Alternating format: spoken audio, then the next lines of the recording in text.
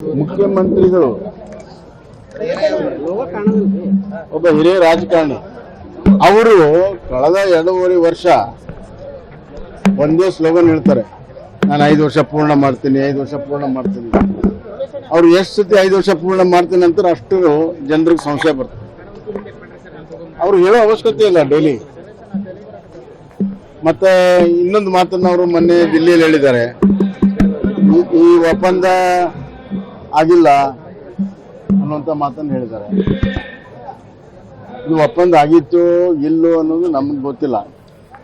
ಯಾರಾದರೂ ಅದನ್ನ ಈ ಒಂದು ಡಿಬೇಟ್ಗೆ ಅಂತಿಮ ಒಂದು ಫುಲ್ ಪಾಯಿಂಟ್ ಹಾಕಬೇಕಾದ್ರೆ ಹೈಕಮಾಂಡ್ ಯಾಕೆ ಸುಮ್ಮನಿದ್ದಾರೆ? ಹೈಕಮಾಂಡ್ ಅಂದ್ರೆ ಸುರ್ಜೇವಾಲಾ ಹೈಕಮಾಂಡ್ ಅಲ್ಲ. ರಾಹುಲ್ ಗಾಂಧಿಯವರು ಅಥವಾ ಖರ್ಗೆ ಅವರು ಯಾವುದು ಒಪ್ಪಂದ ಆಗಿಲ್ಲ, ಅವ್ರು 5 ವರ್ಷ ಇರ್ತಾರೆ ಅಂದ್ರೆ ಈಗ ಮುಗಿದು ಹೋಗ್ತದೆ. ಅವ್ರು ಹೇಳ್ತಾ ಇಲ್ಲ, ನಾನೇ ಮುಂದುವರಿತೀನಿ ಅಂತ ಇವರೇ ಹೇಳ್ತಾರೆ. ಇದೇನು ಹೊಸದೇನು ಹೇಳಿಲ್ಲ ಅವರು. ಇಲ್ಲಿ ಬೆಂಗಳೂರಾಗ ಏನು ಹೇಳಿದ್ರು ಅಲ್ಲಿ ಹೋಗಿ ಹೇಳಿದ್ದಾರೆ ಅಷ್ಟೇ. ಇದರಿಂದ ಈ ಕಾಂಗ್ರೆಸ್ಸಿನ ಆಂತರಿಕ ಸಮಸ್ಯೆ ಬಗೆಹರಿತಿದೆ ಅಂತ ನನಗೇನು ಅನ್ಸೋದಿಲ್ಲ. ಇದು ಹಿಂಗೇ ಇರ್ತದೆ.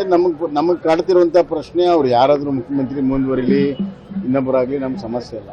ಬಟ್ ಕರ್ನಾಟಕದ ಆಡಳಿತ ಸಂಪೂರ್ಣವಾಗಿ ಹದಗೆಟ್ಟೋಗಿದೆ. ಇವ್ರ ಟ್ಯಾಕ್ಸ್ ನಮ್ಮ ಕುರ್ಚಿ ಉಳಿಸ್ಕೊಳ್ಳೋ ಸಲುವಾಗಿ ಇವರೆಲ್ಲ ಸರ್ವ ಪ್ರಯತ್ನಗಳಿದೆ ಹೊರತಾಗಿ ರಾಜ್ಯದ ಜನರ ಅಭಿವೃದ್ಧಿ ಆಗಲಿ ಅಥವಾ ಅವ್ರ ಸಂಕಷ್ಟದಲ್ಲಿ ಸಿಕ್ಕಾಗ ಅವ್ರ ನೆರವು ಮಾಡುವಂಥದ್ದಾಗಲಿ ಯಾವುದೇ ರೀತಿಯ ಕೆಲಸ ಕಾರ್ಯಗಳು ನಡೀತಾ ಇಲ್ಲ. ಅಧಿಕಾರಿಗಳು ಸಂಪೂರ್ಣ ನಿಷ್ಕ್ರಿಯಾಗಿದ್ದಾರೆ. ಭ್ರಷ್ಟಾಚಾರ ತುಳುಕ್ತಾ ಇದೆ. ಕರ್ನಾಟಕದ ಜನ ಹಿಡಿ ಶಾಪ ಹಾಕ್ತಾ ಇದ್ದಾರೆ.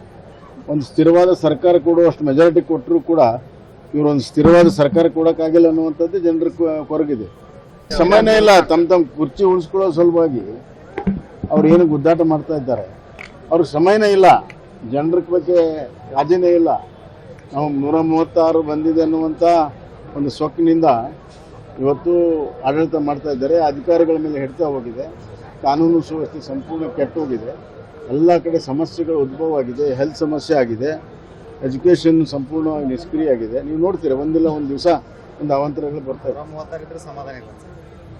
136 ಆರಿಸಿ ಬಂದು ಅವ್ರ ಸ್ಥಿತಿ 36 ಆಗಿದೆ.